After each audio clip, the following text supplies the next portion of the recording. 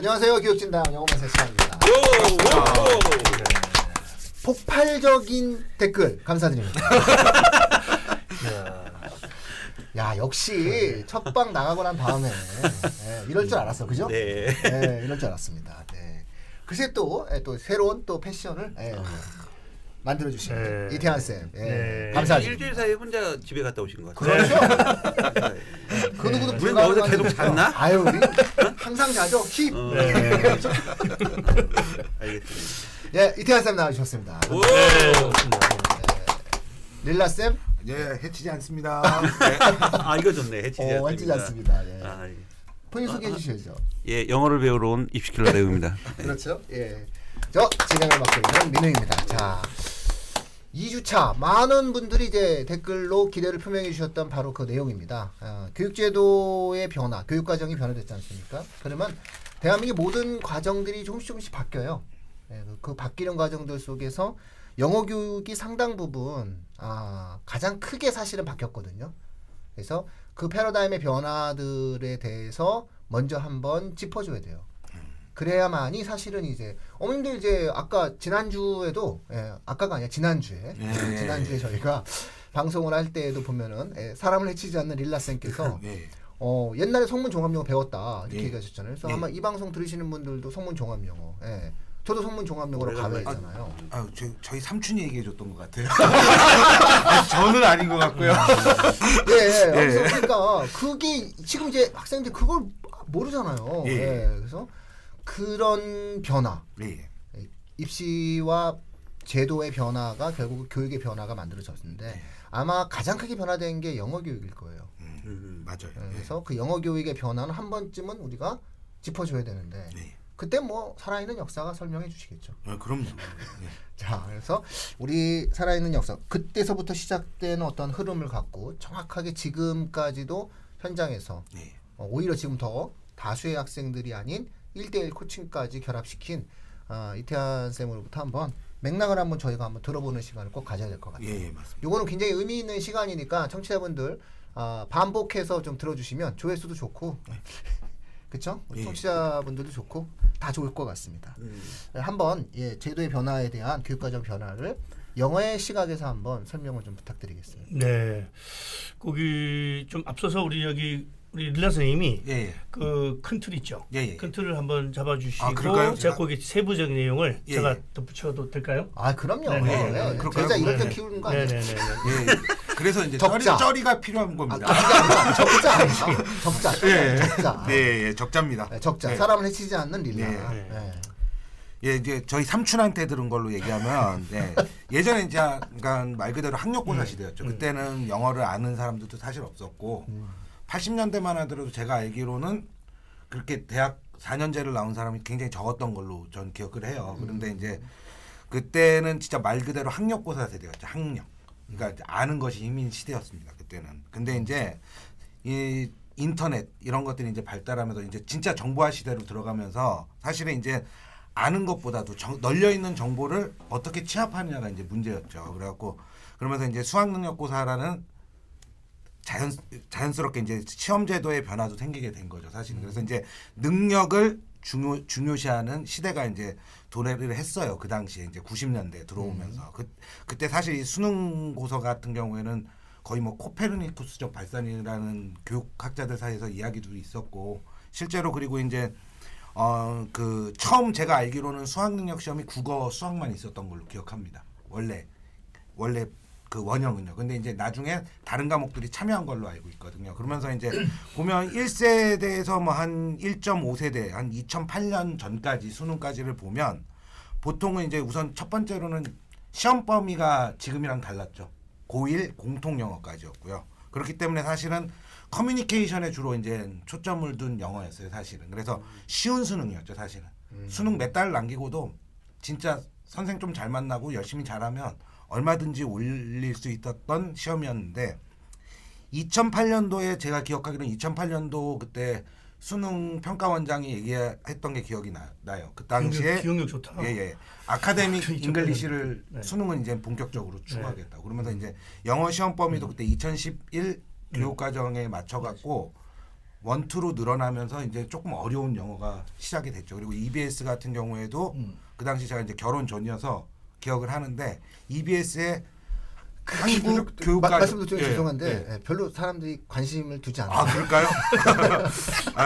아 죄송합니다. 아니, 너무 지적해야 될것 길어졌나요? 같아요. 예, 너무 예. 길어졌나요? 예. 그래서 어쨌든 그 당시부터 이제 좀 어려워진 수능으로 이제 바뀌었습니다. 예, 결혼 전이셨죠? 예.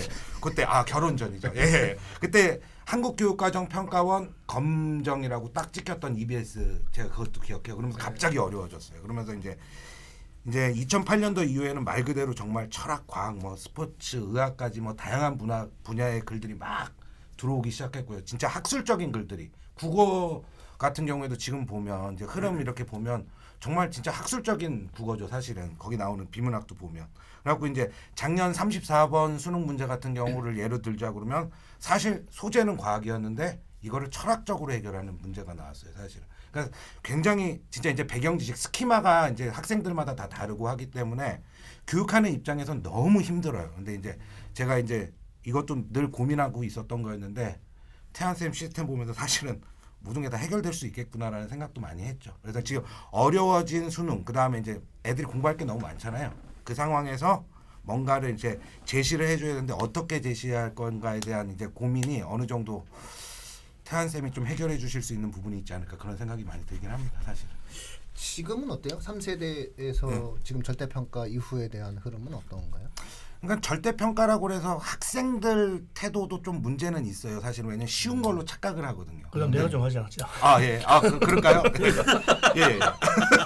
제가 너무 말이 많았나요? 제자 많네요. 보니까 뭐 불편한 거 딱 시킨 다음에 딱 핵심적인 건 내가 할 테니까 좀 조용히. 네. 오, 맞네. 맞습니다. 예.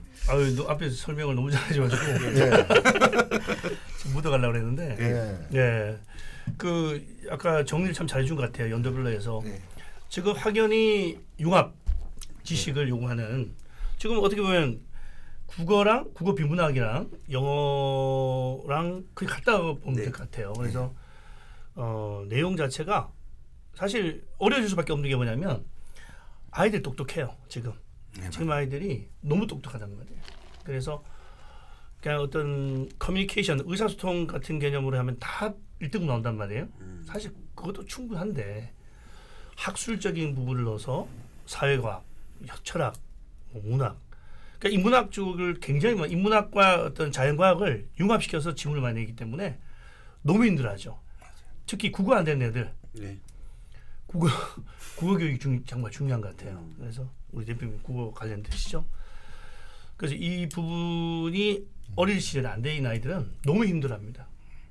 그래서 제가 같은 경우도 이제 수만배라 해서 수능 만점을 위한 배경지식 이 코너를 뭐 사회과학, 인문학 뭐 다 나눠서 그것도 극미세로 다 준비를 해왔었거든요. 왜냐하면 아이가 무슨 말인지 몰라요. 내용을 확증 편향이란 말이 나오면은 이게 뭔 말인지 몰라요. 이게 무슨 뜻이지 몰라요. 그냥 겁먹고 그냥 지문 읽지도 않단 말이에요. 그래서 이런 부분들이 교과 과정이 좀 문제가 있다. 이거 대한민국 교육이 잘못됐다는 거예요. 왜냐하면 중학교 과정에서 고등학교 올라갈 때 중3하고 고1이 너무 차이 난다는 거예요. 고1하고 고2가 또 너무 차이 나는 거예요. 1년 차이인데 지식으로 요구하는 건 한 3, 4년 정도. 그러니까 이게 교과 과정 자체가 좀 문제가 좀 있어요. 제가 좀 교육부로 가게 되면 좀 뜯어고칠 텐데, 그래서 좀 그게 많이 아쉬워요. 그래서 선행이 되는 아이들이 유리할 수밖에 없는 그런 영어입니다.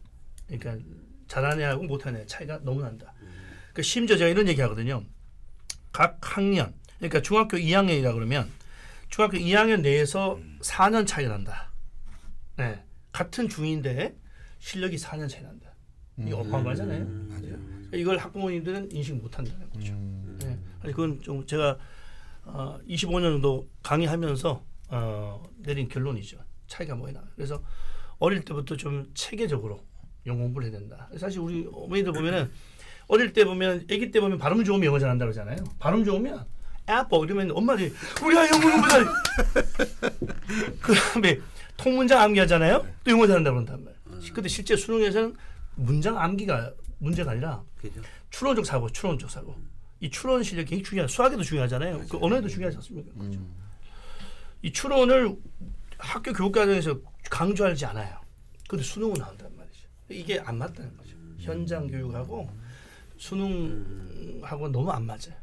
학교에서 배우는 거는 사실적 이해인데 수능에는 추론적 사고를 낸단 말이에요. 이게 안 맞잖아요. 엇박자가. 이게 가장 큰 문제다 저는 지적하고 싶습니다. 야, 그렇다면은 결국 절대평가가 쉬워지는 건 아니다. 아니죠. 왜냐면 어쨌든 92.5%는 1등급을 못 만든 거예요. 예, 그러니까 사실상 7.5%로 늘어났다 하더라도 여전히 나머지 90%는 1등급이 아니라는 거죠. 1등급은 여전히 어렵고. 예, 어렵죠. 예. 그리고 동일 학년 내에서도 학력 격차가 4년씩 벌어질 만큼 영어 교육에 있어서의 레벨 차이가 심각하다. 예. 아, 이것이 현장에서 만들어진 부분이다. 예. 이런 말씀을 좀 해주셨네요. 그러고 보니까 뭐 학력고사 얘기는 괜히 하신 것 같은데. 그러니까 삼촌 얘기는 괜히 해갖고요. 삼촌 뭐 예. 변화고 왜 얘기? 예, 그러니까요. 별로 그렇게 청취자분들도 아마 지금 이거 보시면서 나 시험 봤을 때 얘기를 왜 했지라고 생각하실 것 같습니다. 그만큼 뭐 많이 변화됐다는 거죠. 네네, 알겠습니다. 근데 어차피 변화는 뭘로 알 수 있냐면요, 유명 강사가 변화되는 걸로 알 수 있어요. 맞아요. 네, 그래서 학력고사 시대에 유명하셨던 분들 수능으로 넘어와가지고 전혀 빛을 못 보셨죠. 그 다음에 2008년 지금 결혼 전, 확실히 알겠는데요. 2008년. 좋았습니다. 네, 그래서 2008년 그 결혼 전 그때 이제 어려워졌을 때도 역시 영어가 한번 유명 강사가 변화가 됩니다. 맞아요. 네, 어쨌든 그런 것처럼 지금의 어떤 흐름들에 대한 내용들을 일목요연하게 좀 잘 잡아주신 것 같아요. 근데 어쨌든 가장 중요하게 우리가 교육과정 속에서 이야기해야 될 부분, 절대평가가 쉬운 게 아니다. 예. 지문의 수준은 올라갔다. 그리고 여전히 1등급을 받는 것은 소수의 학생들만의 문제인데 지금 굉장히 중요한 지적, 이태하 쌤이 해주신 가장 중요한 지적은 동일 학년 내에서도 학력 격차가 4년이 날 정도로 심각한 레벨 차이가 영어 교육의 현장 속에 존재한다는 점. 뭐 이 정도면 뭐 다음 방송 다음 주를 기대하시겠네요. 자, 다음 주 방송에서는 이제 실제 수능에 대한 이야기를 한번 다뤄볼 필요가 있겠죠. 그래서 수능의 어떠한 지문 관련된 내용들을 가지고 한번 이야기를 해서 과연 그렇다면은 레벨 차이가 4년씩 나는 이 학생들이 각각의 상황에 맞게 수능을 대비한다라고 했을 때는 어떻게 대비하는 것이 좋은지 다음 주에 오시면 태환쌤 옷도 바뀌어 있고 그리고 이 내용을 함께 들으실 수 있습니다. 마치도록 하겠습니다. 고맙습니다. 고맙습니다.